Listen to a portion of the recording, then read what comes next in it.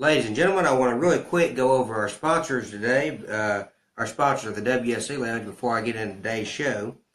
Go to soapcities.com, www.soapcities.com, for all your latest soap opera news and what's going on with the comings and goings in the soap opera world.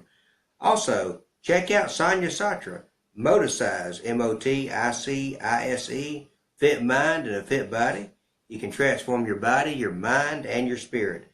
Call them today at 1917-463-3373. Also, you can email them info@moticise.com. Also, WCW Retro, hosted by the Maestro of Wrestling, that airs every Wednesday night at 9 p.m. Eastern Standard Time on VOC Nation Radio, hosted by the Stro. Also, Kristen Alderson fans' Facebook page. Go and like that page and check it out for all the latest updates and news on Kristen Alderson. And thank you so much for the sponsor of the WSE Lounge. Without any further ado, ladies and gentlemen, I want to welcome to the WSE Lounge, first time ever. At this time, she is known from Days of Her Life as Maree Horton. She is also known from General Hospital as Lucy Cole's aunt, Charlene Simpson. She's also known for roles on Passions, Knox Landon, Search for Tomorrow, Sam and Cat. Please welcome the one and only Maree Chatham to the WSE Lounge. Hello. Hey. Hello, how are you? I'm doing good. How are you doing? Well, I'm just wonderful. That's It's a lovely day here in California, and the sun is shining, and we even got some rain, which everyone prays for. oh It's that just wonderful. that is fantastic. I know the last time last week when Ian Buchanan was on, he was talking about that y'all had gotten some rain in California, and he was very happy for that because I know y'all don't get rain very much in California, so it's always good to see We're in rain. the middle of a huge drought, and we're still in drought territory, but any kind of rain is so welcome. Oh, I bet. Here it's here in Georgia. It is cloudy outside, a little bit of sunshine, but it looks like it's going to rain, and they're actually calling for some rain a little bit later today with Are some you storms. in Atlanta? I am. Yes, ma'am.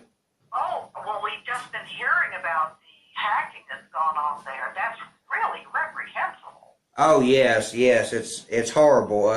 We heard about that on the news the other day, and that's just awful. People don't care anymore. They just don't care. Well, they do care. I mean, they care to harm you. That's terrible. Oh yeah. I know that. Yeah, but I'm just saying. Yeah. People don't care. Don't care if they harm you or what. You know what I mean? That's Yeah, I do. that's what I'm saying though. But it's very very bad, and I just I don't understand things. Remember when, earlier on, before everybody got very crazy, nobody would have thought to do that. That would have been with outside anyone's kind of consciousness to do that. And times have changed so much. Oh yes, they have. I remember growing. I'm only 34 years old. And, I remember growing up as a kid. We didn't have cell phones in schools and all that that they do now. I mean, and I remember the closest thing I seen was the typewriter, typing in computer class, something like that. But I mean, and we had the landline phones, and the cordless phones. They came out a little bit later. But I mean, things have changed, and but I'm sure that things have changed even more for you because I know. I'm older, yeah. Yeah. I mean, I know that the black and white, they had black and white television, and then it went over to color, and all that. So I saw an old, I think it was the first broadcast of Rowan and Martin's Laugh-In, and they made a big point of saying NBC in living color, and I thought, oh, yeah, remember that. It was a big deal. Unbelievable. wow. Well, you know, I've already. You had Ian on. Ian is one of my favorite actors. Oh yes, ma'am. I had Ian on last Thursday. He actually came back to the show because before that I had Ian on in, I think it was, I want to say 2016. I had Ian on. So it was his second time being on the show, but it was his first time being on the show through this, because before I did the show through Facebook Live, I did it through Blog Talk Radio. So, but the reason I left Blog Talk was because Blog Talk would only give me a certain amount of time to air, and I had to rush all the shows to be done in 30 minutes, or Blog Talk would cut me off. So that's why I moved the show to here. That way I don't have to worry about being cut off at a certain time, or having to come on at a certain time, because they even gave me a time limit of when I could air the show and stuff. Right, and you know how Southerners like to talk. Oh yeah. Yeah, and I've already got questions coming in for you from fans. Okay. Freddie Colley said, I watched her in Days and Search for Tomorrow. Man, I forgot about Search for Tomorrow going way back.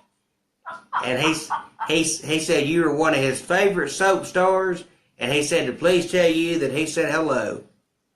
Oh, well, that's lovely. Thank you very much. Ask him to follow me on Facebook. Okay, she said to follow her on Facebook, Freddie. And she said that's lovely, and I'm sure you heard her. And also, Shannon, hope I pronounced his last name right, Horan said, sorry if I can't join because I'm on the road. Oh. Well, drive safely.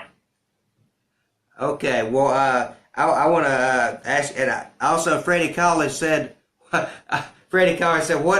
is her Facebook address? Oh, well, it's the Maree Chatham fan page. It's the Maree Chatham fan page, Freddie. Mm-hmm. And Maree is spelled with 2 E's. And Marie is spelled with 2 E's. Mm-hmm. Okay. My first question for you really quickly, I want to ask you, what inspired you to be an actress? I don't know. When my mother and I were out ranching sheep in Lampasas, horseback, because it's kind of hilly country there, she said, well, sister, what do you want to be when you grow up? And she was expecting fireman or something. And I said, I'm going to be a famous actress and take you around the world. And she said, well, how can you do that? You've never even seen a movie. And I said, well, then take me to see one. And she did. And there was a man who got hung. It was a Western, and he got hung, and I was crying and crying. And Mother said, sister, if you shut up that crying long enough, that man lived, and he made another film, and I'll take you to see it, but you have to quit that crying. I did. And there it is. And I don't know. I came in that way. I just came in that way. So I've had the very good fortune able to earn my living as an actress for over 50 years, because Days of Our Lives is now 55 years old, and I was on the very first day. Wow, that is incredible, and I'll also say it's a little bit unusual and different for the way you got into acting, but hey, at least you got into acting, Well, yeah, I came out, I was studying at Baylor University. I took a degree in theater. Came out to California and began to audition and, did the usual things one does. And got cast on what was that first show? Ben Casey was my very first show. And did that. And led to another, and I was cast on Days of Our Lives. Started my acting career. It was wonderful. And I had worked as a little receptionist at a point-of-purchase advertising agent before. And I remember going on an audition for a commercial, and I was down 2 people. And so on Friday, I packed everything out of my desk, the little things like emery board, touch-up nail polish that you have in your desk. And I went home, and I got the call, and it said, "You didn't get it. You look too much like the copywriter's sister-in-law, who she does not like, so you didn't get it." So I went back to work on Monday and put everything back into the drawer of that desk. And it was, I was just heartbroken. I was really disappointed. And now, just the other day, we drove in Hollywood. I had an audition. I drove by that very same place, and it's still in business, where I used to work. And I said, hello, Maree in the past. Don't worry, it all works out. You'll have a career. So it makes me very happy to go. And I'm married to a musician, and whenever we drive by things, he says, hello, Robert in the past, because, I played there, he played here. There isn't a place in town that we don't go that he says, oh, there used to be a club there, I played there, played there. Wow, that is So, that we're all over this town. that is quite incredible. Quite a storied history, and I guess you could kind of say it's kind of like Mayberry, Exactly. So I want to encourage anybody who has a dream, follow it. Do not give up. Don't let people talk you out of your dream. I agree with you wholeheartedly on that, Maree. And I want to ask you now, what was it like for you being known as the first heroine of Days of Our Lives as Maree Horton? Oh, it was great. Oh, I loved it. It was wonderful. And I was newly married, and it's a great job. Number one, you learn how to act in television, because there's nothing like doing it to teach you. You can listen to people talk all the time, but nothing in the world takes place of being told, no, don't do that, do this. So it was great. And you could then go on your way home, back in those days, you could go to the grocery store and get what you needed for that evening's meal, go home and cook dinner for your husband. It was a great gig. It was wonderful. So back in that time, or that era, The Dark Ages. the Dark Ages, I'll say, did the people still recognize you as much when you went to the grocery store, or no, or how did that go? Not so much in California. Not in California, because people are so, every street practically has somebody living on it in the business. So people sort of grant you that kind of a little bit of distance that's sociable, and it's rather nice. Although sometimes it's really funny. I can walk past somebody if I'm in Beverly Hills or someplace, where very grand people tend to go. Uh-huh. I'll pass somebody and I'll think, oh, I know them, and I think, oh, hi, and I don't know them sometimes, and I've only either worked with them or seen them, and it's very embarrassing, but there you are. But people out here are kind of used to seeing people, but when you go into the middle of the country, like I'm from Texas, when I go home, it's terrific, because it's like being in the biggest family in the entire world, because people know you, and when the image is small, and you're in their living room quite a lot, they have a tendency to come over and talk to you, like they'll say, didn't we go to school together? They can't understand where they know you from. Mm-hmm. But when your image is very big, and you're seen on a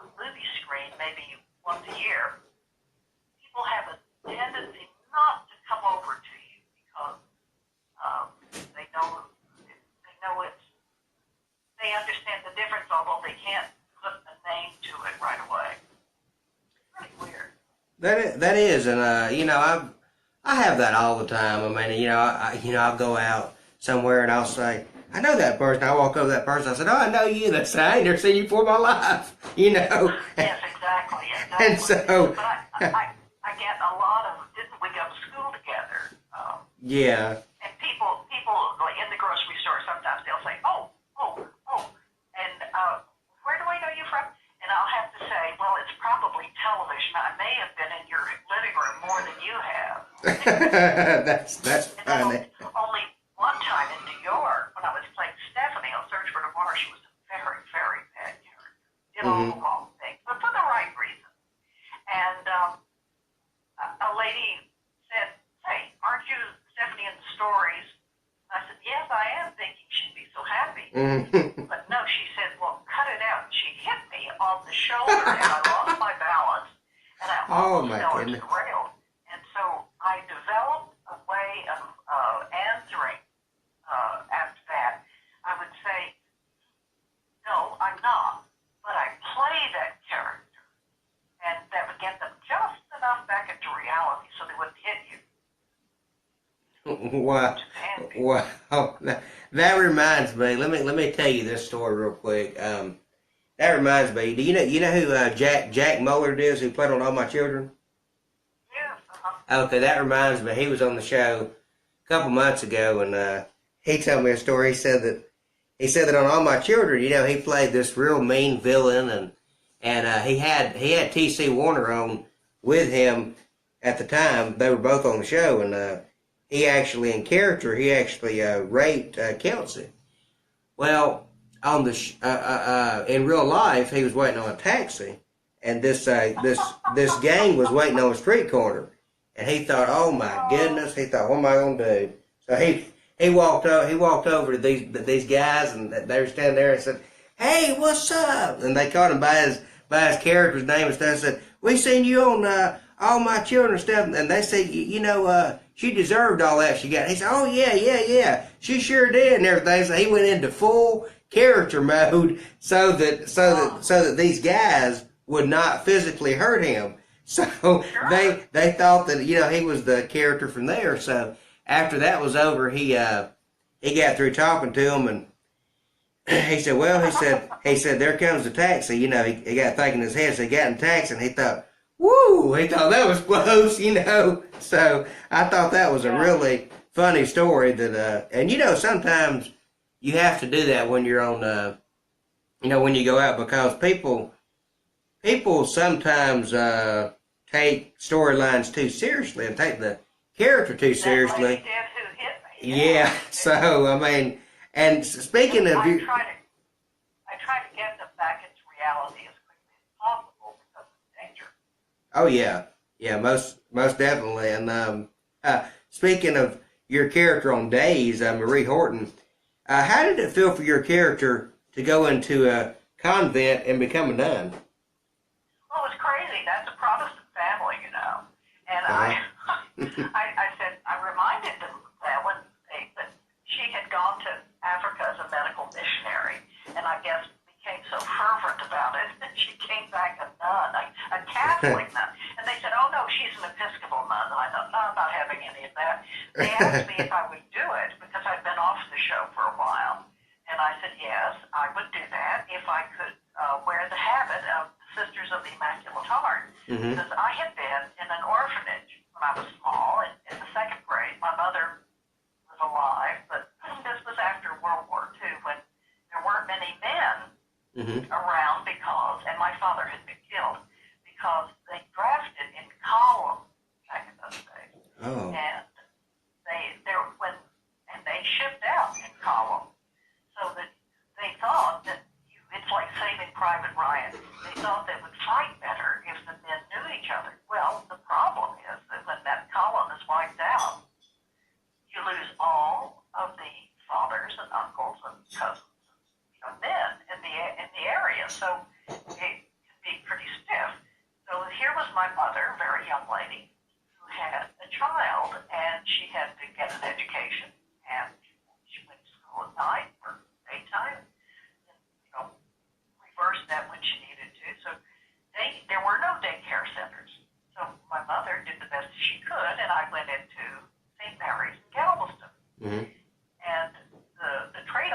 was that I would come out as a Catholic.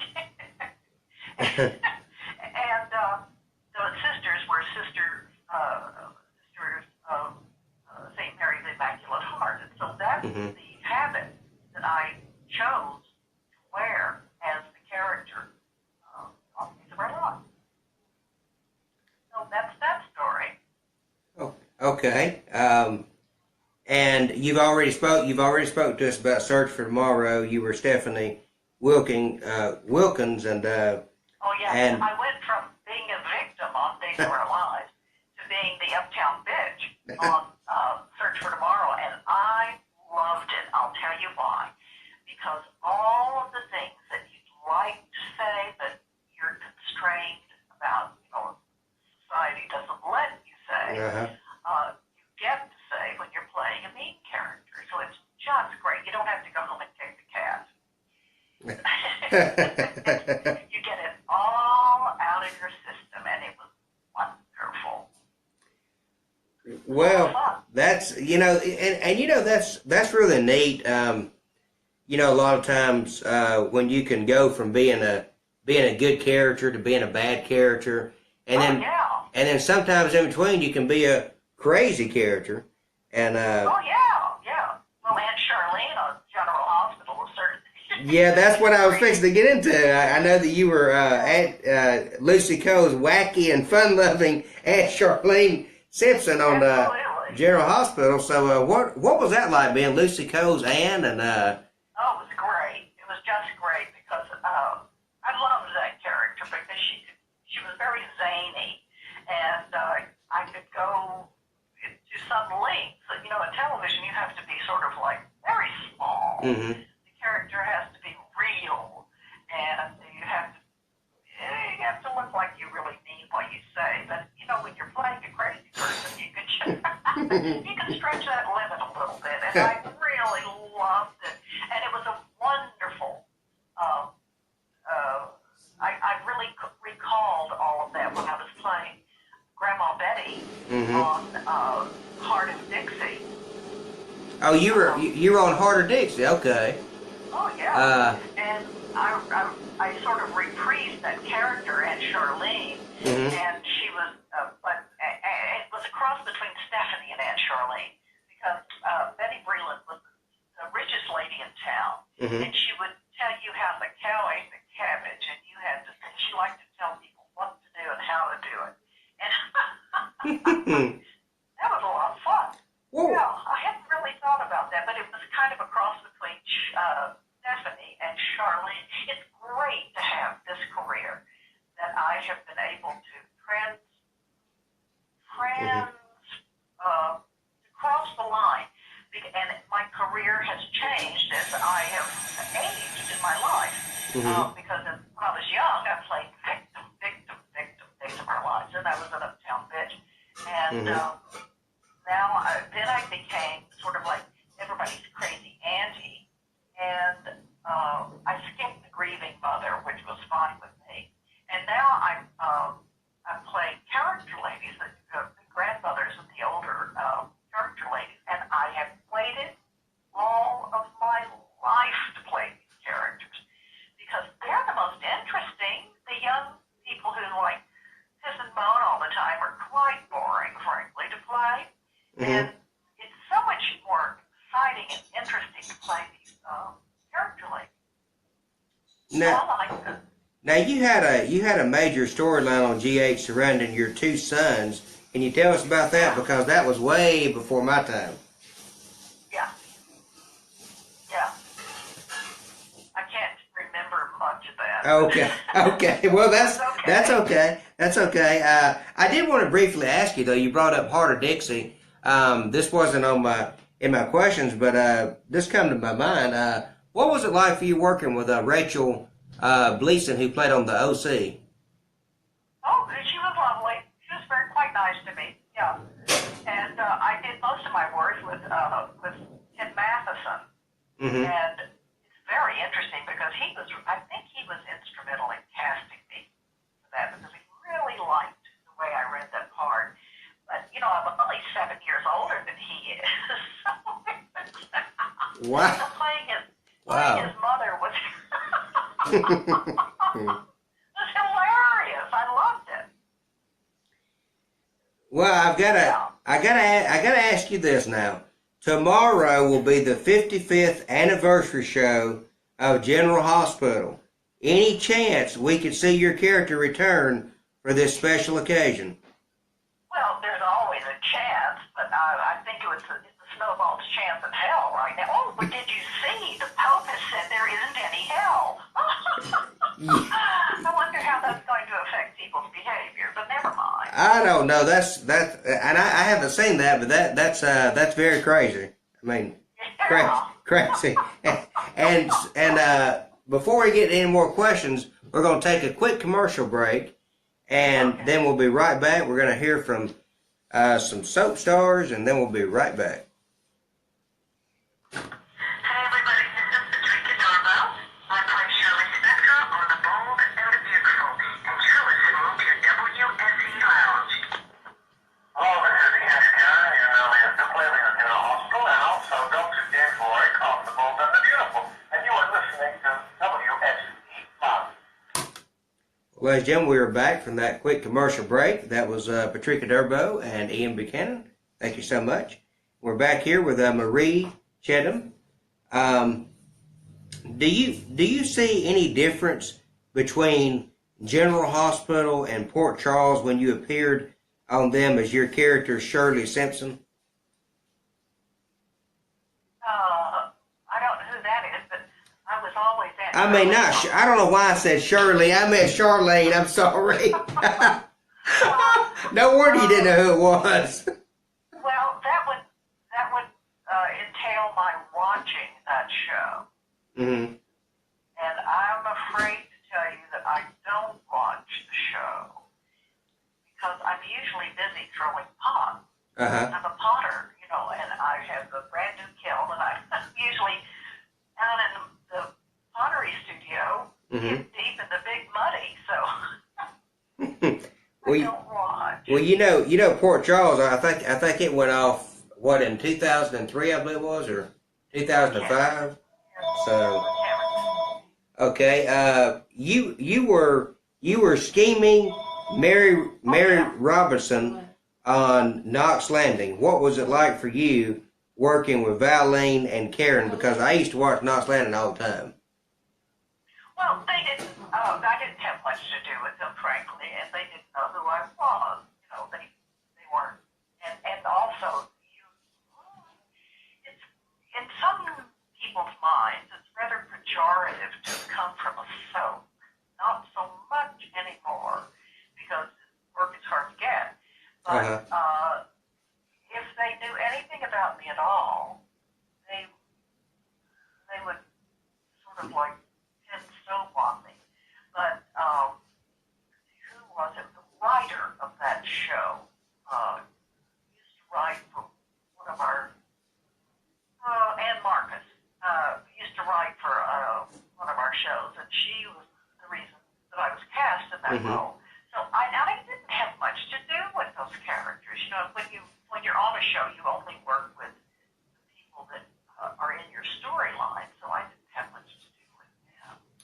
Well, what about another character? Because I always liked the character of Greg Sumners, who William Devane played. Did you get to have any screen time with him?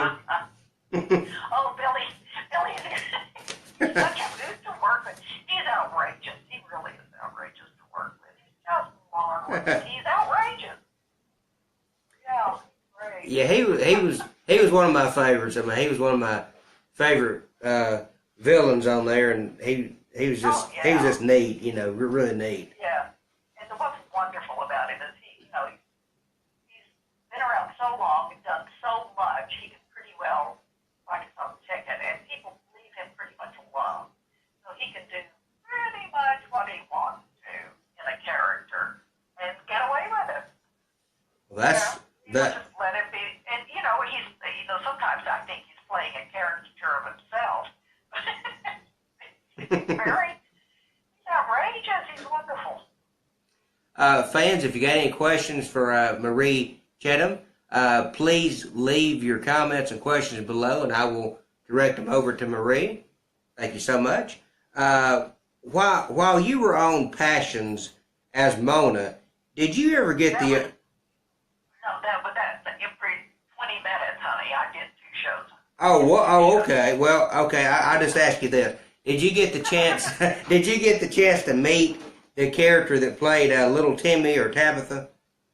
No, I don't know. I don't even remember anything about it except Okay. that our stage manager on Search for Tomorrow was the director of that show, and I was so happy that he was directing. I was just thrilled about that. But I didn't do much on that show. I think it was on like playing the minister's wife or something. Very very brief. Okay. Very Okay. brief. Yeah. Okay. Well, that people goes. fade in and fade out of those shows. Oh yeah. And it's very interesting that we're talking about my soap career because for the last, last 20 years, I've been doing nighttime in movies. So all of this is a long time ago. Oh wow.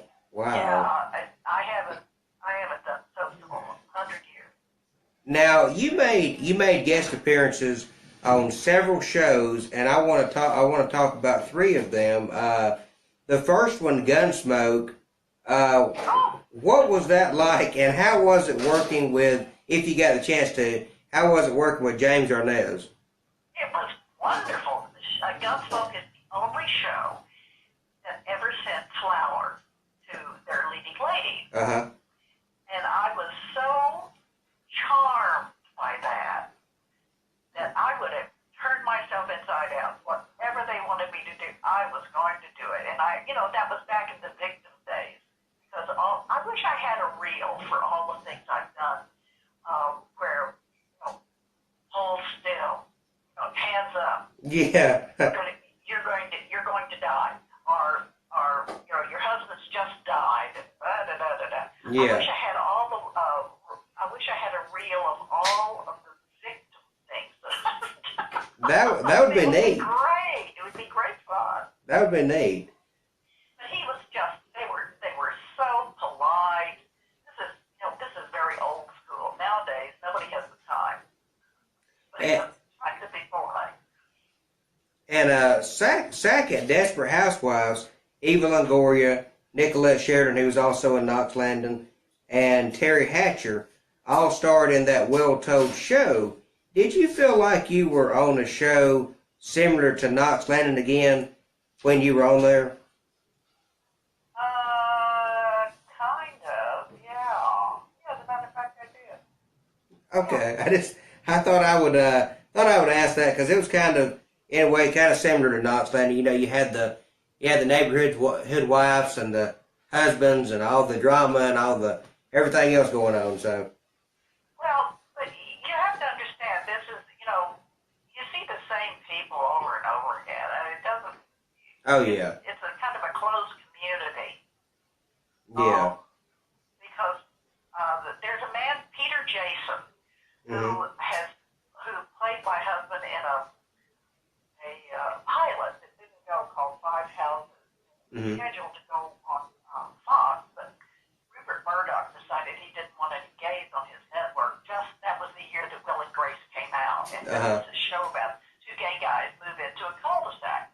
Well, we have played husband and wife many times, and whenever I go into an audition, if I see him, I just feel so comfortable because we worked together for a long time. But you see the same people over and over again, and it doesn't really matter which show it is. It's just whatever's going on in the plot of whatever show you're auditioning for.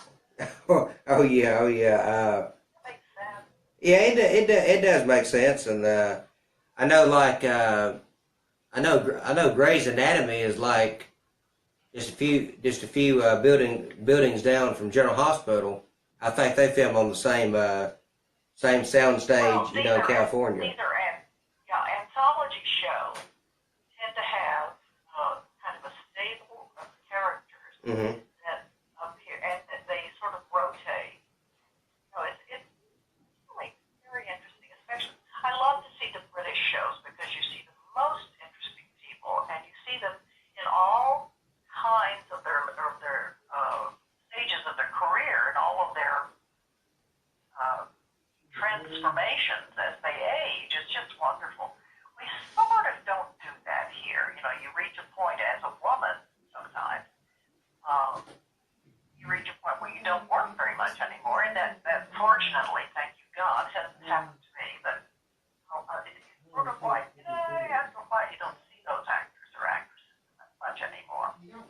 Oh yeah, I mean, there's a lot of like the characters in Knox Landon. Some of them I haven't seen on television in a long time, and but Donna Mills, she's doing good. She was on General Hospital Isn't it wonderful? a while back, yeah. To see her, So she's really neat. And the third part of that question, Scrubs was such a funny comedy, which I always watched and loved. And I know that that had to be a lot of fun for you. It was, especially since, what's the man's name? I can't recall his name right now. But anyway, we've been at the Alley Theater together 100 years ago in Houston, Texas. Yeah, so that was great. It was just wonderful fun. Wonderful fun. And I loved the tagline, if I were 10 years younger, I could do naughty things to that man. There's some things that you remember, and I have very selective memory. I think you're just about as funny as Betty White. Well, thanks for that. I'll take that compliment and run with it. You're welcome. You're welcome.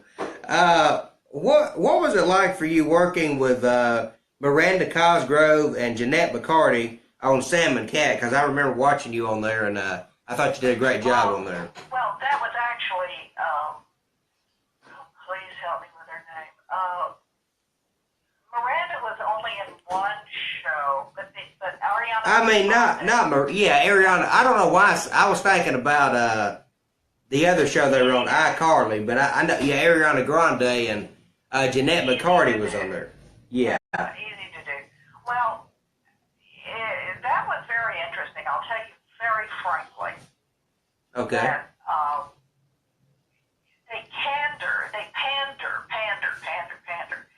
pander to the kiddos on that show to keep their egos boosted. Mm-hmm. And they tend to, any of those shows, tend to ignore the grown-up. Grown-up. And I was the grown-up. And it's sort of like I was the enemy or something. It was very strange. Wow. And it was very, very strange. And working with Ariana was strange because her work ethic was not what I was educated to honor. So they were. Now Jeanette McCarty was wonderful, but they were this idea that if you're a pop star, a singing star, you can just do anything you want to. It wasn't. I don't think it's very nice. And I like that. But I learned a lot. And all of that's very interesting too, because singing stars who are actors. I've recently done Will and Grace, and J-Lo is on the show, and we had a thing to do, and we were not introduced, and so before we started to work, I introduced myself. She was very dismissive, and then she wouldn't look at me until we did the scene. And I thought, oh, honey, I know what this is, but I've cut my teeth on Ariana Grande, and I'll just have a good time and pretend that you're very nice to me. I can do all that. Without saying a bad word about anyone, something that you're trained not to do. Everything is a learning experience. And if you're on a kid's show, my gosh, a learning experience. Yes. So you had talked earlier to me about you'd been in a lot of different movies. And I think I remember seeing you were actually in Beetlejuice. Oh heavens, that's wonderful. Now, some very nice young Frenchmen are making a documentary about Beetlejuice, and they came to the house, and we sat down and we shot an interview about it, and it was just wonderful. It's terrific. We never thought, because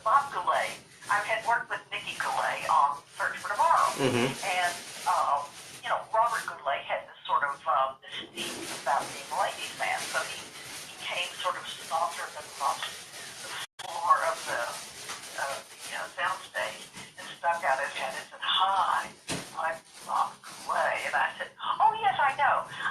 Nikki says, hello, Nikki's his daughter, one of his daughters." And I said, and then he said, "Oh, you know Nikki." And he became this kid from California, kid from Canada then, because he sort of like jumped out of this high roue sort of thing and just became this. We had the event. We didn't know we were making a send-up. We thought that they were serious about all of these prosthetics, and we had seen them, and we thought, oh, they don't look very good. So we thought we were in a kind of a bomb. We didn't know that we were making what was going to be an iconic film. We had no idea in the world. So when is the are you allowed to say when is the documentary supposed to come out about Beetlejuice? Well, they just shot it, honey. They just shot it. Okay. And blah, blah, blah, blah, blah, Yeah, that sometimes takes years, on that. Yeah. And it all depends on how much money they got, how much money they can spend. I wanted to ask you now. Can you stay on the phone just about a minute or two after the show's over? Sure. Okay. I wanted to ask you real quick, though, in the closing question.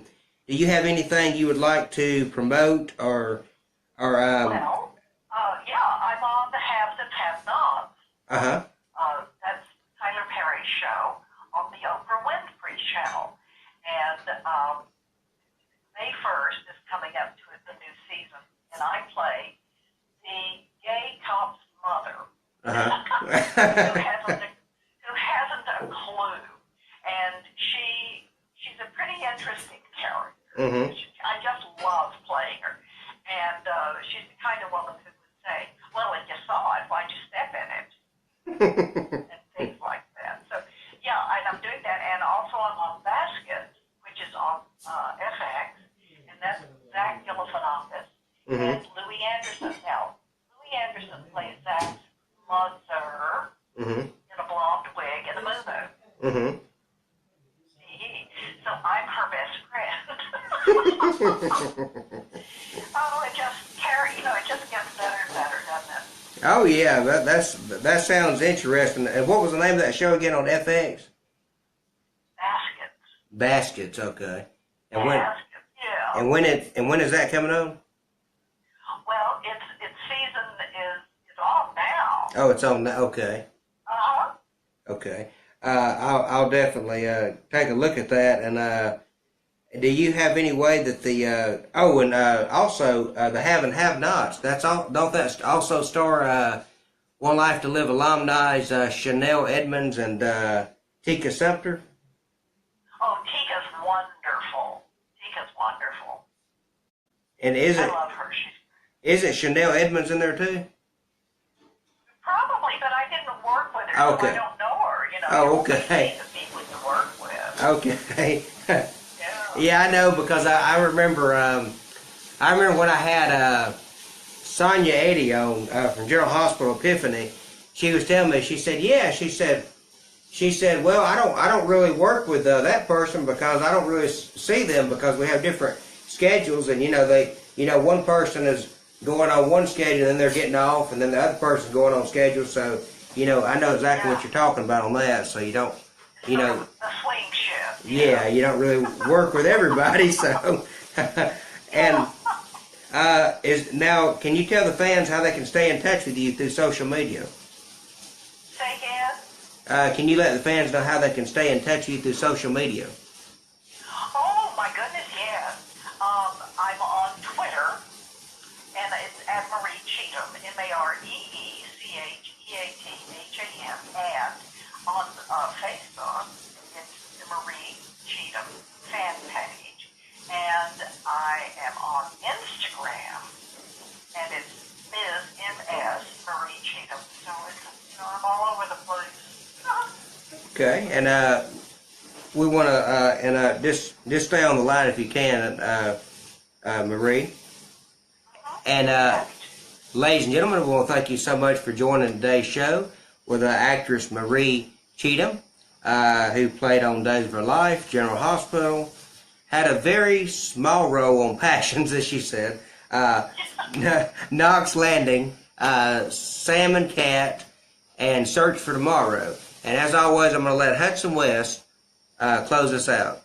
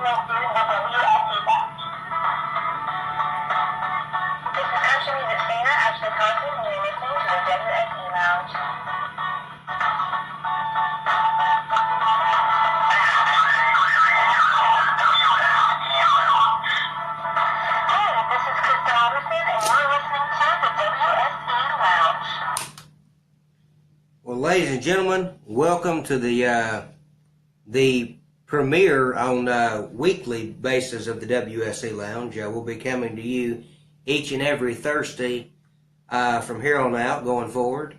And as you said, I have my Bold and the Beautiful shirt on, representing Bold and the Beautiful in its fashion. But right now, I want to welcome our guest at this time. She's been in guest starred on many television shows through the years. She was in the movie Babe. She is known on The Bold and the Beautiful as Shirley Specter. Please welcome at this time my guest, Patrika Darbo. And if you have any questions or comments, please leave them below. Patrika, welcome to the WSE Lounge.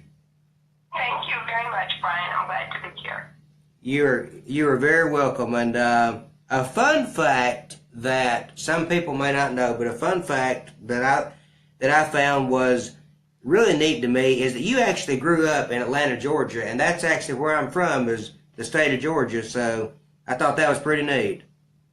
Yes, I did. My stepdad was with the Atlanta Braves organization, and so we moved from Milwaukee to Atlanta. Wow, that is so cool. That's really cool.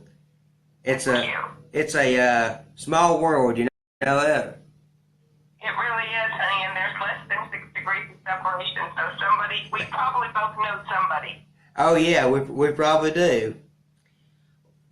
When did you first know that you wanted to become an actress? My mother says it was when I came out of the womb. She always called me Sarah Bernhardt growing up, and so I guess I always had that dramatic stare.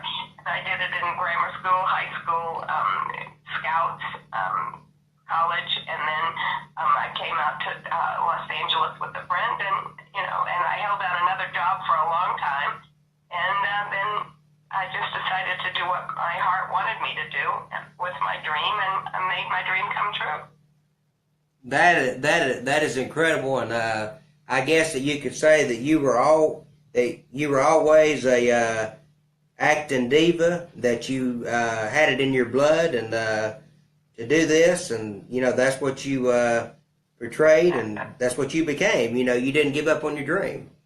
I think that's what's important. If you can dream it, you can have it. You just have to work for it. Sometimes it takes a little longer than you anticipate. Sometimes it comes fast. But don't let anybody tell you you can't have your dream, because you can have it if you want it.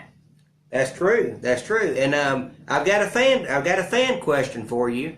Okay. Freddie Colley says, "What advice would you give someone who wants to act?" Well, make sure that it feeds your soul, because it's a tough business.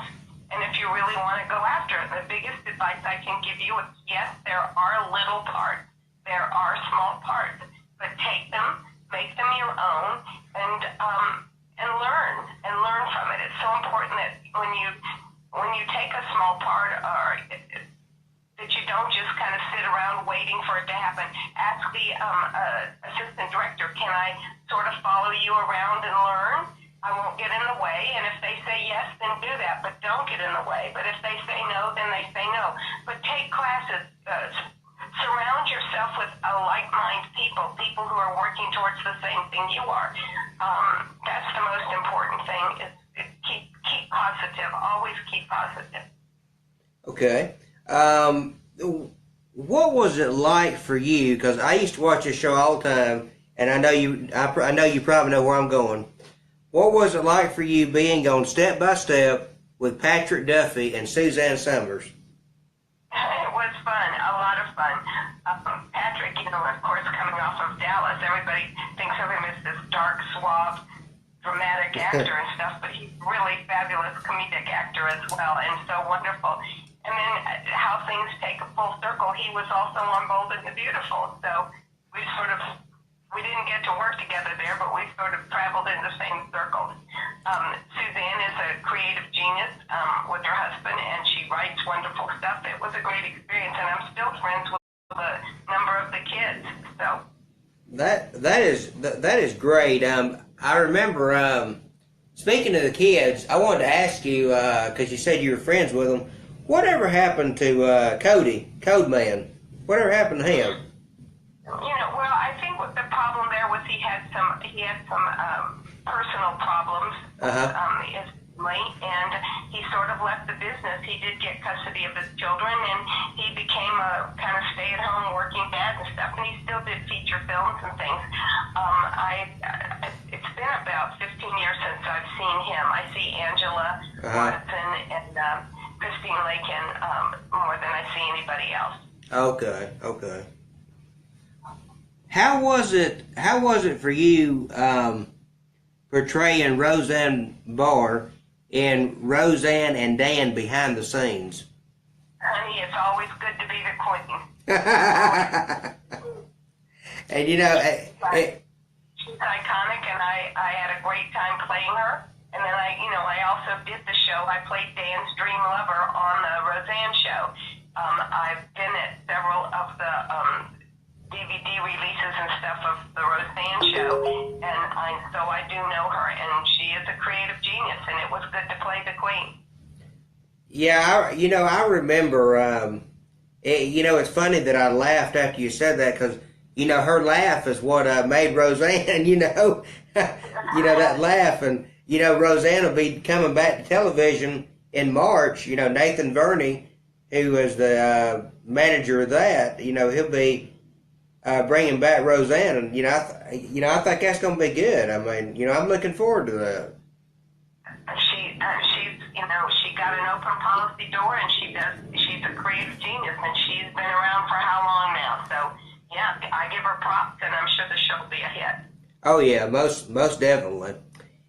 You played Nancy Wesley on Days of Her Life from 1998 to 2005. Can you tell us about that? And that role also earned you an Emmy nomination for Outstanding Supporting Actress in 2000. It was it's a wonderful experience. I left in 2005, but I was back in, I think, 2007, then I was back in 2013, and then I was back in 2014, and then I was back in 2016. So I've been back and forth there. And I would go back there again, too. My experience experiences on both shows have been wonderful. And as I like to say, I'm a working actor. And so I think for any young actor out there, the only time you really truly turn down a role is if it's morally offensive to you. Something that you don't think is going to please your grandma, then don't do it. But otherwise, take the role and make it your own. And when I first did Days of Our Lives, I thought I was just kind of going on there to do a couple days work and then I'd be gone. And like you said, I was on there the first time for like 6 years. Mm-hmm. So totally it's been there about 10, 15 years. So working with Nadia Bjorlin, who plays Coco, it was amazing. Kristen Alfonso, I had such great times with these leading ladies. Now, Eric Martin, woohoo! Kyle Walker, woohoo! Kevin Spiritus, woohoo!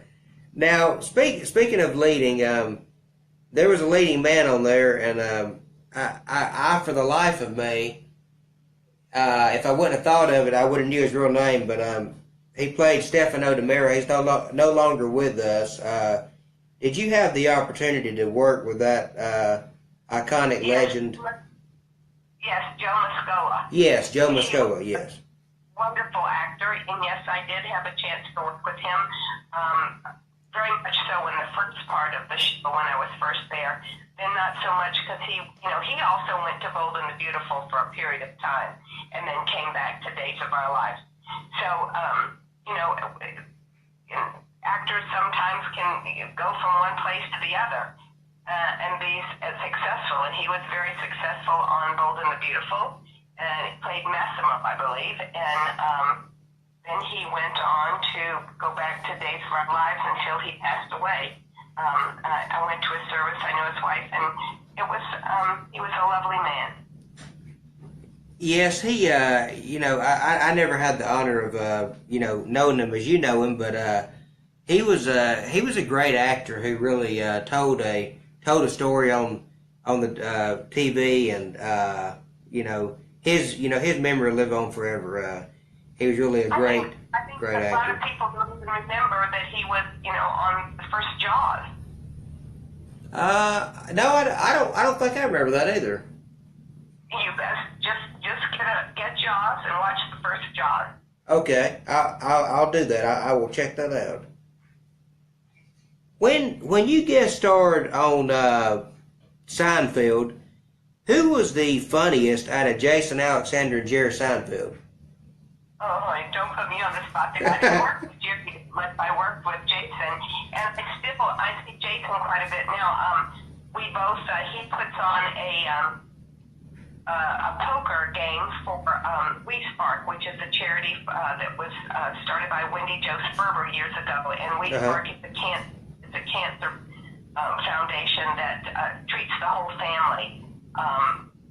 Whether it be the cancer survivor, the cancer patient, the cancer family. So he puts on a poker game a celebrity poker game that I play in every year and see Jason. But he's a wonderfully talented man too. And so look at the longevity of that show. Oh yeah, it lasted a long time. And then when I had Nathan Verney on about a year ago, when I had Nathan Verney on. I was telling him I used to watch the show Listen Up. They had Daniela Monet in it, and Malcolm Jamal Warner, who played Theo on The Cosby Show, and had Jason Alexander in it. And he said, "You watched that show?" I said, "Yeah." He said, "I was a part of that show for a while on the production team and stuff." I said, "Oh, okay, cool." And he said that Jason Alexander and him would always cut up and stuff, make jokes and stuff. He said Jason Alexander was just so down to earth and everything, Well, that was my experience on the show because I got to do 2 Seinfelds. First one working with Jason, and then the second one working with Newman. So you have worked on so many different shows as a guest star, such as Different Strokes, Mama's Family, Growing Pains, Saved by the Bell, Punky Brewster, Grace Under Fire, Sisters, Roseanne, and so many others. Which out of those that I named was your top 3 favorites to guest star on, and why? Well, let's see. Well, of course, with the band, that was fun because I got to work with Dan Goodman and her. That was great and led to other things. I think working on Punky Brewster was an amazing time. They were just kids at the time, and every once in a while I'll see Soleil with her own kids now to realize how time moves on. At that time we did Punky Brewster, I was like very, very sick, and I was like praying to be fired because I was sick. Oh my goodness! And the producers just kept giving me kind of more and saying to me, "Hon, those kids don't. They're going to need to take everything from you." And I'm like, "Oh my God!" But the kids were wonderful. It wasn't, even though I was sick as a dog, it was a great experience. What else? I don't remember some of the shows that you named. Growing Pains, Different Strokes, Mama's Family. Growing Pains was wonderful too, and Growing Pains was interesting because I went on to do a guest shot, and I think in 5 years I played 3 different people. The last 3 years I played Kurt's vice principal. The first 2 times I played just mothers as guest star, and then the guys, the producers, they had an actress that was already cast doing something, and something fell out, and they asked me to come in and fill in, and then that led to 3 more years of working on the show as a recurring kind of character. So that was a great experience working with them. And I'm still good friends with Jeremy Miller, who was the youngest kid on there. He's a chef, and he's still working stuff. So I still see a lot of them a lot of the times. That is wonderful, and I actually seen you the other night before we did this interview. I was watching Growing Pains that come on, and I seen you on there. You were at a fair, and you had on like a hat and a little vest. That was the first show that I ever did, and that was with Dawn Wells, who used to be on. She was one of the other guest stars on there, and she used to be on excuse me, Gilligan's Island. Maree Ann. Oh, okay, cool. And I truly miss Alan Thicke. He was great. He was truly one. Alan and I used to do several. We used to do celebrity golf tournaments together, and we did a parade, hosting a parade one time together. He was really wonderful, and I used to see him a lot. Very nice man, and he is missed. Definitely is missed.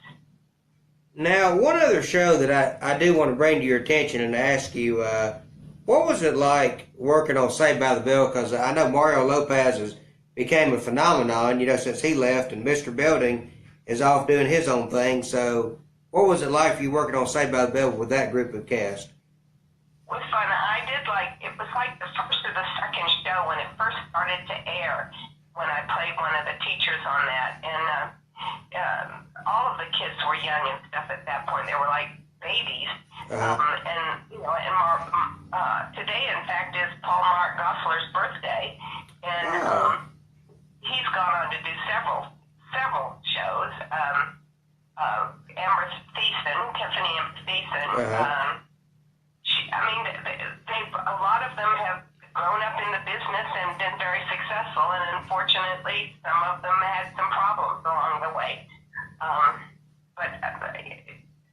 It's really, when I look back on my career, I've been in a lot of stuff that moved kids forward and then had some tragedies happen. So. Yeah. So you were also on General Hospital at one time as Sally in 1986. That had to be fun for you.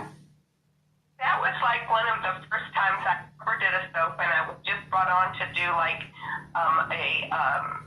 a one-day show, and I ended up doing it, I think, for about a year, coming back and forth, sort of a recurring character.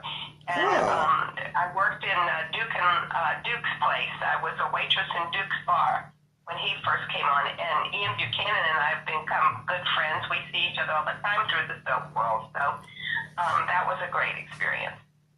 Well, that is. Good friends with Tristan Rogers from that show too, so it's just been great. That is very, very interesting and very, very cool. Thank you. You're welcome. You were in the soap themed movie, and I actually have this movie because I love this movie. Carpool Guy.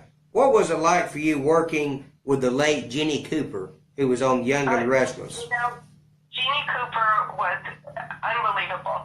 She was the epitome of a soap diva. She was the epitome of a gracious lady. Corbin, her son, directed the movie, and we all had such a great time there. Jeannie had one of my prized possessions is Jeannie had a jewelry line, and she gave me a watch that I treasure to this day.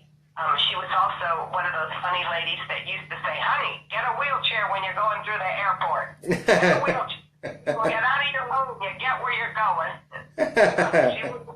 She was something else. And I'm so grateful that I got to spend time and know her.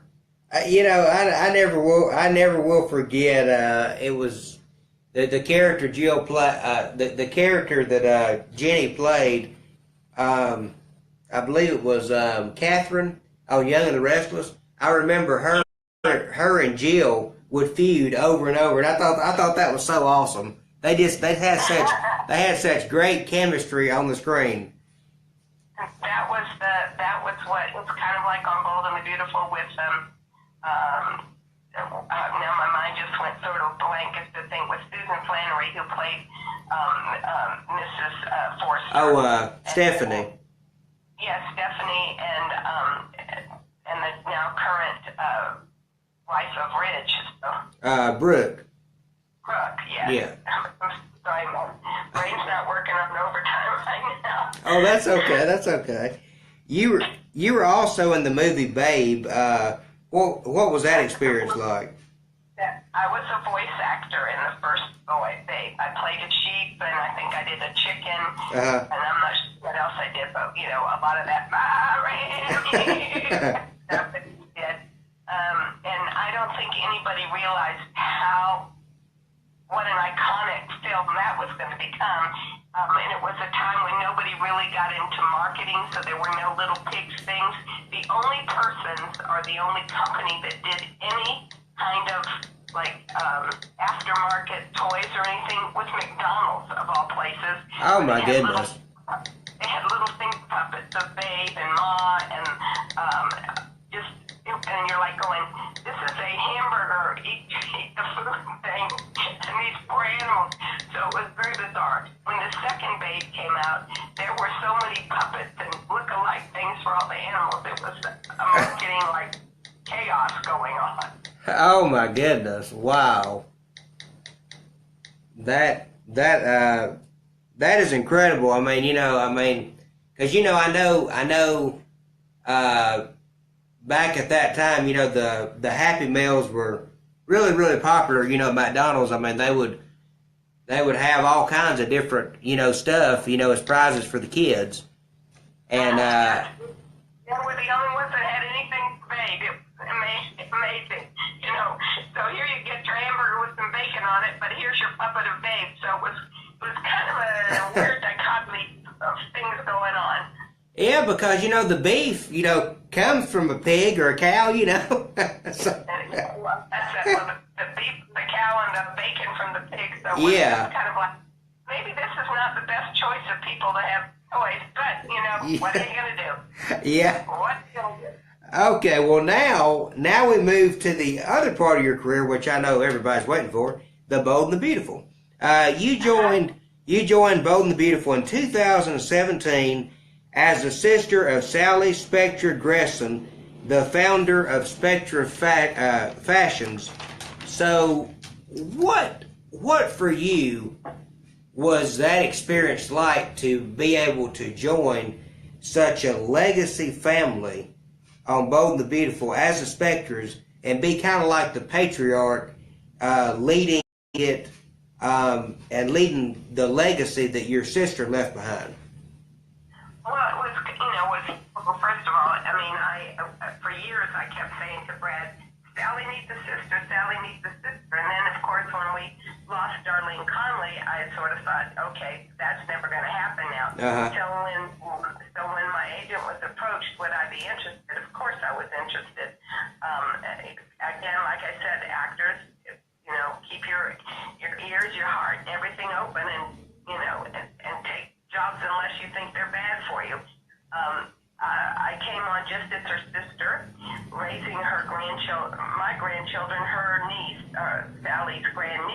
With Courtney Hope playing Sally. And I mean, I couldn't ask to be the matriarch of such a wonderful bunch of people. I mean, Sally and little Cece, Courtney, the other Courtney Grosbeck, is my two granddaughters. And then to be working with Alex Weiss, who plays Saul, and Danu Hermosillo, who plays Darlita. It was a great family to come into, and we've had a ball doing it. Now, something that I've been wondering, the guy that plays Saul, how is he related to Sally and all them? Because I've been trying to figure that out. He is the grandson of the original Saul, the original Sally's Saul, the older gentleman who used to work with Sally and do all her stuff down. He's that grandson. So it's sort of like a relative. Okay. Thank you for answering that for me, because I've been wondering that for a long time, and I couldn't ever put my finger on it. That's him. When he was the grandson of the original Saul. So virtually the Spectors kept it in the family. Well, that is great. And another fan commented, and her name is Carol Eastman. She said, "You have been greatly missed on the show." And I first seen you the other day. You were at the gun range with Sally and Saul, and she was practicing gun shooting and aiming a target at Bill. But you have been greatly missed. I haven't seen you on there much. What's been going on? Well, we've sort of been kind of put on the back burner right this moment. I'm not sure what's going to happen with the Spectors right now, but for all those people listening and miss us, just write a letter to Brad Bell and CBS and say you want to see more of us. That's how you guys have the power. We don't have the power. You have the power. You're the viewing audience. And you should always remember that. You have the power for any show. So. That's exactly right. That's like I tell the fans of the WSE Lounge all the time. I tell them, without God, there would be no show, and without you, the fans, there would be no show, because, it's not me. I'm just the host, and I just run it, and I bring people on to interview, and it's all about the fans, Yeah, it's true. It's very true. Now I have a question for you, and I don't know if you've been asked this, but I was wondering, do you see Shirley Spectra possibly getting an on-screen romance? Well, why not? Yeah, I think it would be good. I think it would. Well, you know what? It's like I think we all have to remember. First of all, I've been married for a long time, and I love and adore my husband. And the thing is that he loves me and adores me, and there are a lot of women out there whose husbands love and adore them. So why not? If you're a single woman and you're over the age of 50, why can't you have a romance? That's true. It doesn't have to be a teenage romance, but none of us are dead. We all, we love and respect one another. Why not? That's true. That's very true.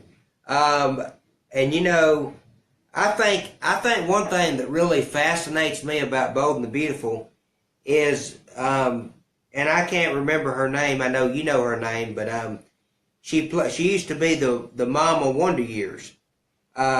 That she's actually an actress now in Bold and the Beautiful. Allie. Yeah, Allie. Yeah. Allie Mills. Yes. Yes. That really fascinates me. That she's a full-time soap opera actress now, just like over on Young and the Restless, the one that used to play, I can't remember his name either, the one that used to play Richie on Family Matters. He's now Devon on Young and the Restless.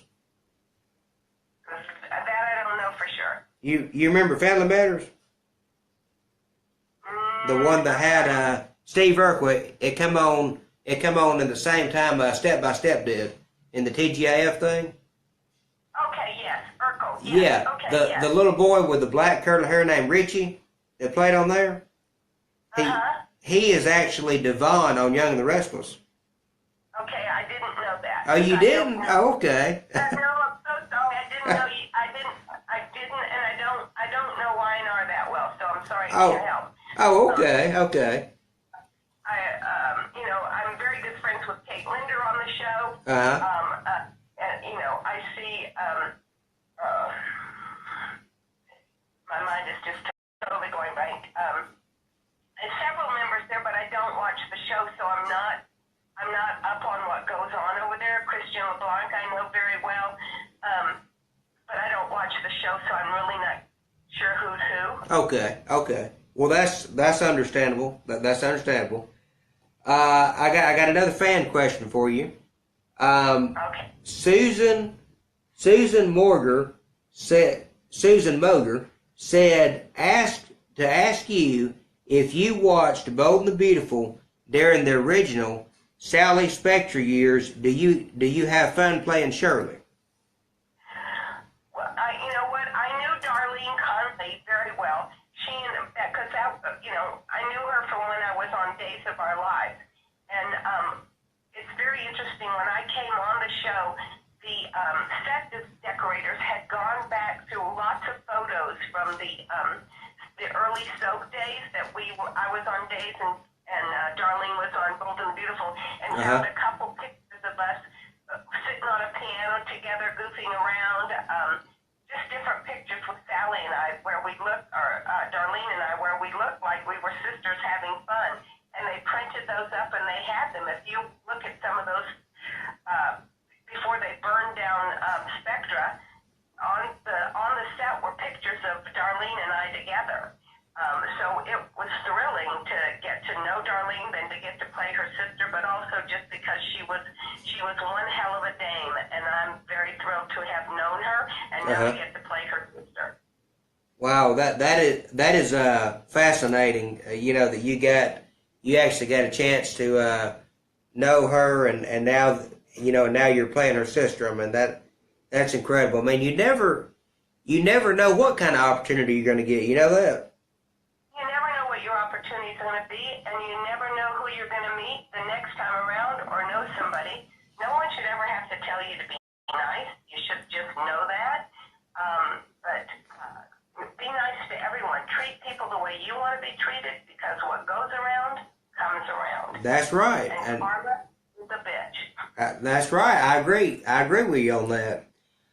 What was it like shooting the scenes when Bill Spectra? Because I got so mad, Patrika, when I was watching this. What was it like shooting the scenes when Bill Spectra blew up?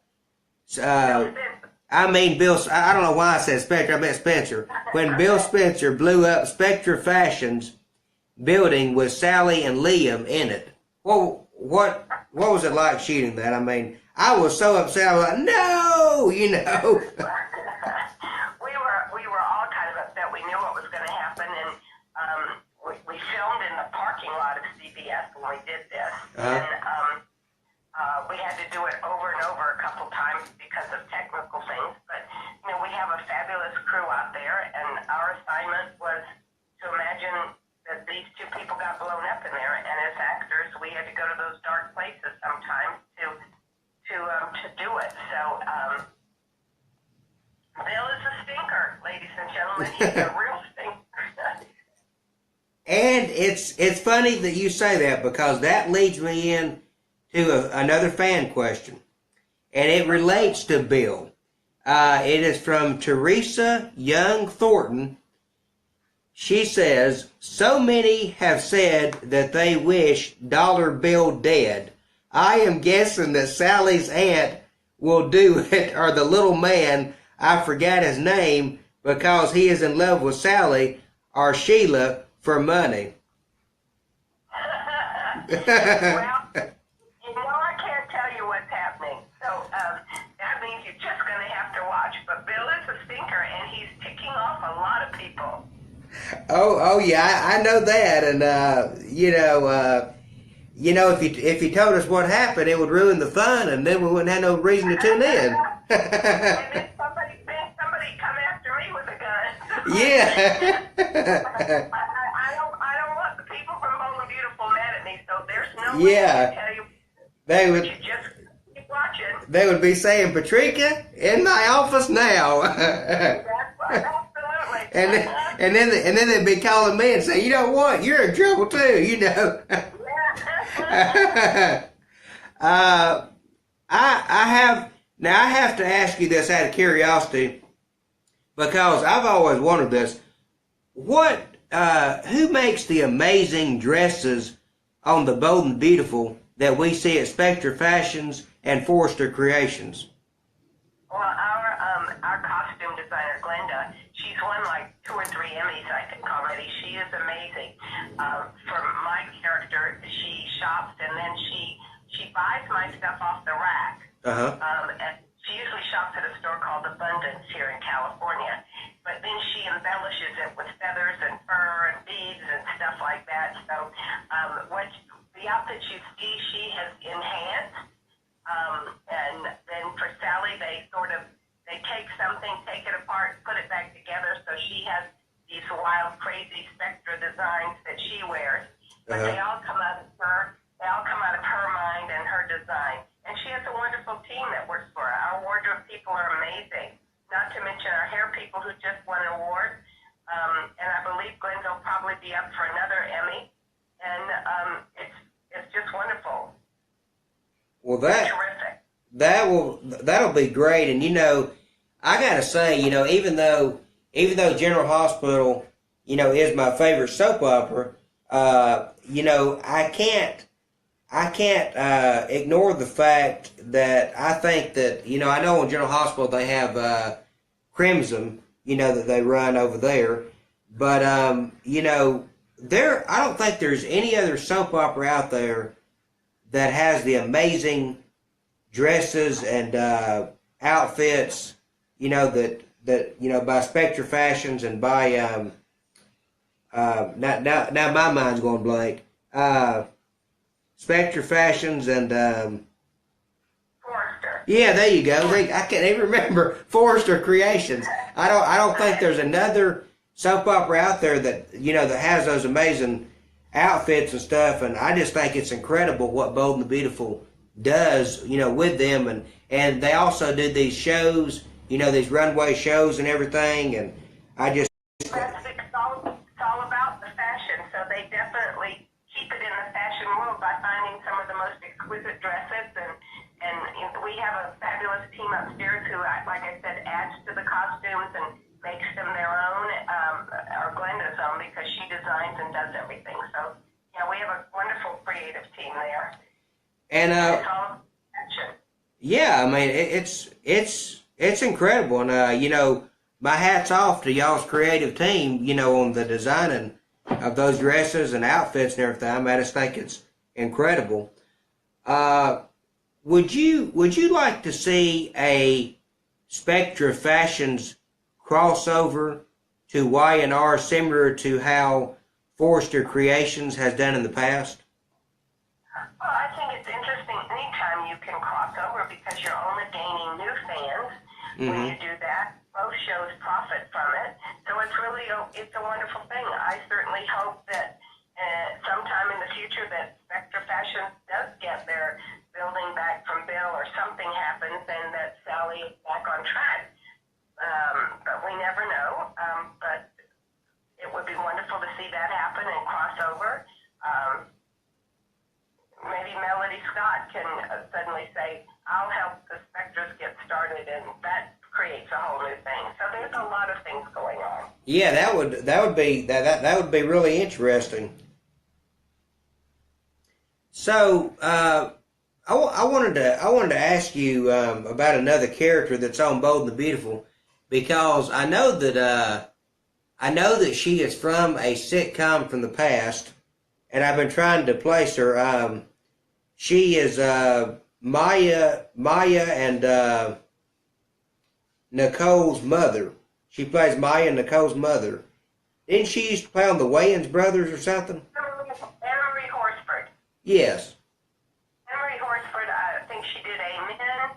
She did, she's done, honey, she's been around a long time. She's a consummate, wonderful professional actress too, who's amazing. And Oba, who plays her husband, you know, he's He's wonderfully talented. He's won an Emmy. He's, he's also a fabulous singer. But both of them, I mean, there's so many wonderfully talented people on this show. Yes, most definitely. And you know what? One thing that amazes me is when you look around at the other soap operas, you know, they're on an hour, and Bold and the Beautiful's only on 30 minutes. And it amazes me the caliber of fans and the Bold and the Beautiful has, and the way that Bold and the Beautiful is able to tell a story and tell storylines within a 30-minute period and be one of the top soap operas in the world. I mean, that just amazes me. It's like I said earlier, it's just a wonderful creative team and stuff that does that and keeps it up all the time. I mean, it's completely, it's just, I mean, when I first came on the show, I didn't realize the international audience that Bold and the Beautiful has, but it's like a #1 show in Italy and just all over Europe, Australia. It's just a #1 show there. So the creative team there has just won a great job, and it's the bell from the Y&R start to coming over to the Bold and the Beautiful. Wow, I'll tell you that that is fast. That's just amazing. Bill Bell he used to work with Ken Corday's parents on Days of Our Lives before he started Young and the Restless. So, I mean, I've been blessed to be on all the shows there. So. Wow. Well, one thing I've got to honestly say, and I know you would agree with me on this, because I watch all the soap operas. I keep up with General Hospital, Days of Our Lives, Bold and the Beautiful, Young and the Restless. If you're a soap opera fan out there, and there's a character or something on a particular show that you don't like, there's no need in going out on social media and tweeting them and saying you can't stand them and all this, because they're just doing their job, folks, and they're just acting, and they're doing what they're told to do, and that's part of the storyline, that's part of the character, and you should actually respect that, because the soap opera people are some of the nicest people in the world that I've ever had the privilege of talking to or met, and that's that's just my take on that. I mean, you have to. It's true, honey. As actors, we just do. We act. Yeah. We're not that person. And in reality, if I'm playing a bad person like Bill Spencer is, and he's being a stinker, he's doing what he's told to do. And if you hate him, he's doing a really good job, isn't he? Oh yeah, he is. He is. and Sheila, she's doing a really good job making you dislike her. I mean, so it's like if you're disliking us or loving us, then somewhere along the line we're doing a great job. But Shirley Spectra is not Patrika Darbo. She's just a character I play. So that's what you said is very important for people to realize. Please know that it's not a personal choice to be evil or mean and stuff. It's just the job our acting job at this particular time. That's true. And before I get to my last question, I want to tell you a funny story that kind of relates to this. Jack Mullard, who played on All My Children back in the 90s, I believe it was, I had him on for an interview a while back, along with T.C. Warner, who played on All My Children as well. And he was telling me a funny story. He said that one day he was in New York, and he was waiting on a taxi. Well, he was walking down the road, and he sees this gang standing there, a bunch of gang members. And he's like, oh my goodness, I'm done. And see, on All My Children, he played a villain. And so the gang members are standing there, and they said, hey man, we've been watching you on All My Children, and what you did to T.C. Warner, who played, who'd she play? She played Chelsea, I think it was. But anyway, he said, what you did to her, by the rape storyline and everything, he said, she deserved that. And he thought in his head, he said, what'd I do? He said, oh yeah, you're right, she did deserve that and everything. Yeah, she did, yeah, And so he had to like his bad guy from All My Children. And then a few minutes later, he was thinking in his head, he said, man, I hope my taxi gets here soon. So then his taxi got there, and he pulled off and left, and he thought to himself, he said, man, I am so glad I acted out my part from that show, because they thought I was really a villain and everything, because if not, they probably would have killed me, It's true. Sometimes that happens. I had two little old ladies hit me in the park when I first started on Days of Our Lives.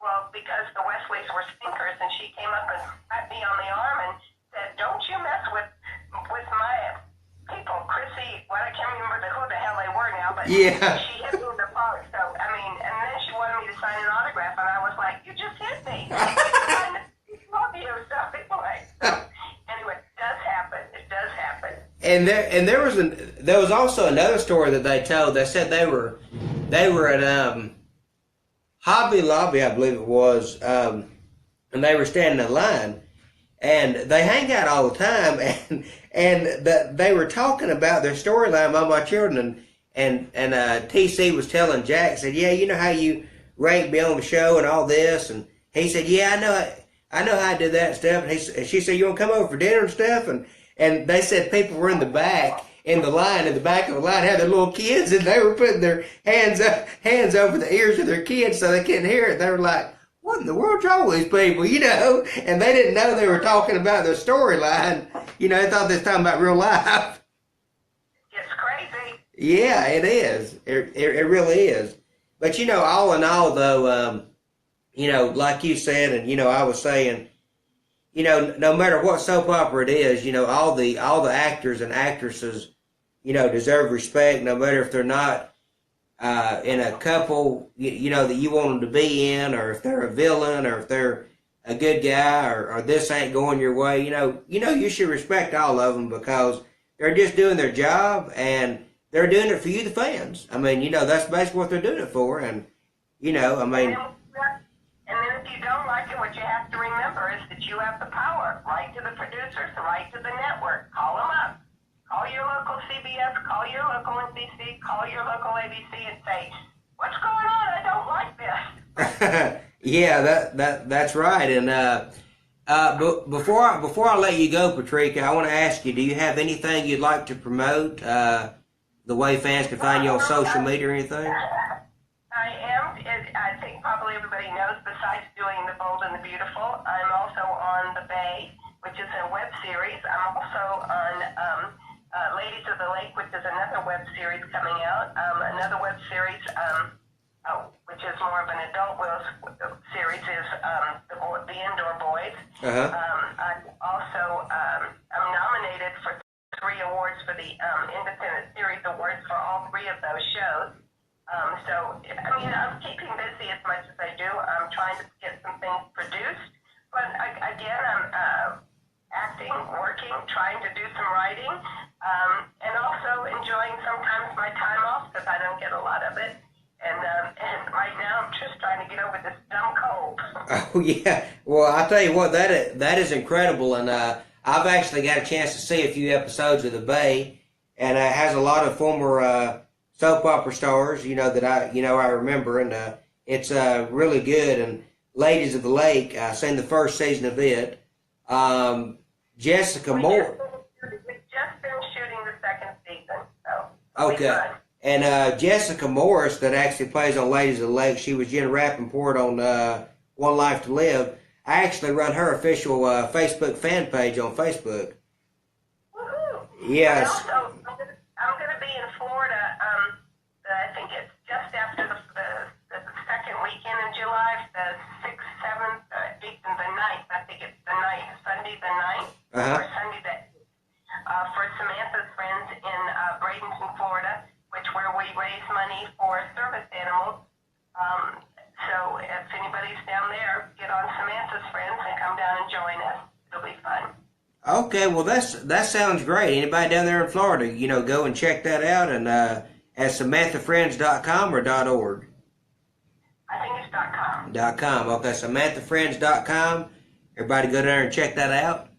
She's gonna be at that great event where they raise money and awareness for dogs. And you know who else is going to be there is Eric Martzoff, Martha Madison, Sean Christopher. I'm not sure if there's anybody else, but I know they're all going to be there with me, so it'll be fun. So that is Paul, Bell, and Brady? Yes. Okay. Yeah, Paul from Days of Her Life, Brady from Days of Her Life, and Bell from Days of Her Life will also be there with her. For those of you out there who didn't know them by their real name, because some people when I'm talking to them, they'll say, "Who's that?" And then I'll tell them the character name. They say, "Oh, okay, I know who you're talking about now." It's terrible. When I first started on Days of Her Life, I'd go places and people be yelling Nancy, Nancy, and I didn't realize they were yelling at me, and I felt bad because, oh my God, they think I'm ignoring them. Well, I didn't realize they were yelling at. So anyway, it happened. Well, Patrika, I want to thank you so much for taking time out of your busy schedule today to be on the show. You are actually the first Bold and the Beautiful soap star that has actually been currently playing on Bold and the Beautiful that I've had on the show. I've had in the past Tracy Lindsay Melcher, who played on there, and I've also had the ex-Ridge, Ron Moss, on the show. But you're actually the first one that I've ever had on the show that is actually currently playing on the show. So I just want to say thank you for that. You're more than welcome. Thank you very much, and thank you to all the fans that have been listening. And I hope to talk to y'all again later sometime. Okay, and you take care of yourself, and I hope you get over that cold. Thank you, honey, very much. Y'all take care. You're welcome. Bye-bye. Bye-bye. Bye-bye. Well, ladies and gentlemen, that was Patrika Darbo from The Bold and the Beautiful, who currently plays Shirley Spector. Hope you enjoyed today's show. And I'm going to go to a quick commercial with the sponsors of the show, and then I'll be back to tell you who's coming on here next week, next Thursday. And I think you'll very much enjoy that, soap fans. So, ladies and gentlemen, I'd like to let you know that our sponsors of the WSE Lounge are Soap Cities. Go there and check out all your latest soap news of the comings and goings in the soap opera world. www.soapcities.com for all your latest soap news. Also, are you looking to transform your body, your mind, and your spirit? Check out Sonia Sartre's Motorsize for a fit mind and a fit body. Call them today at 1917-463-3373. Email them at info@motice.com. Also, check out WCW Retro, hosted by yours truly, the maestro of professional wrestling. The Stro airs every Wednesday night at 9 p.m. Eastern Standard Time on VOC Nation Radio and Blog Talk Radio. And also check out Kristen Alderson Fans on Facebook. Go and like the page. And that is our sponsors. Thank you all so much for sponsoring the WSE Lounge. Ladies and gentlemen, we are back from that quick commercial break of our sponsors of the WSE Lounge. WCW Retro, as I just said on there, hosted by the Maestro of Professional Wrestling, each and every Wednesday night at 9 p.m. Eastern Standard Time on VOC Nation Radio. Also, Kristen Alderson Fans on Facebook. Go and like the page today. It's a great fan page about Kristen Alderson. Also, Soap Cities, www.soapcities.com. You can go and check out Soap Cities for your latest soap news and soap information around the world. And also, Sonia Sartre, Motorsize, when I want to have a fit mind, a fit mind and a fit body, check out Moticize, www.moticize.com for more information on that. And I want to let you know, folks, next Thursday, 1 week from today, Thursday, March the 8th, at 3:30 p.m. Eastern Standard Time, I will welcome back to the WSE Lounge. You know him from One Life to Live, Mr. David A. Gregory, who played Robert Ford on One Life to Live, and he is also the writer, the producer, the writer, the director, and the executive producer, and the creator of Powder Burns. It's a Western, an audio Western series about a blind sheriff, and it's great. And he will be here next Thursday. He'll be talking about Powder Burns. Their season finale will be coming up later this summer. It'll be coming up this summer, and he'll be talking about that. And I hope that you'll all tune in next week here on the WSE Lounge for that exciting show with David A. Gregory. And as always, I'm gonna let Hudson West close the show out.